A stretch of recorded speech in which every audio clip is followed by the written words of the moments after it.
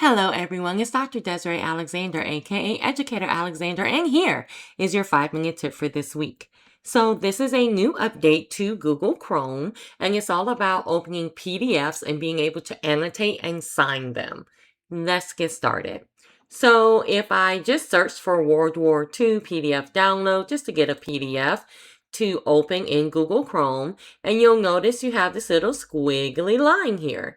You also have this little button that if it, comes up the wrong way, you can rotate it. But we're going to focus on the squiggly line. So if I just go to a page, I'm going to click on the squiggly line and notice you have an ink pen, a highlighter, and an eraser.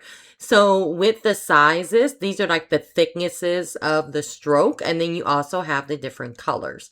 So if I choose a color, I can come here and circle. If I make it thicker, you get the point. If I wanted to sign a document, I can come here and zoom in to where, usually the line is where you can sign. And then you can come here and sign to your heart's desire, and then go ahead and zoom back out. So that's a tip if you want to sign anything. You also have your eraser, which is a one click. So once you click it, you just come here and click, one click, one click, one click, and now everything is gone. Last but not least, you have your highlighter, and you also have your thicknesses and your different colors. So if I come here and choose the biggest one, if you just kind of freehand it, it'll look like that.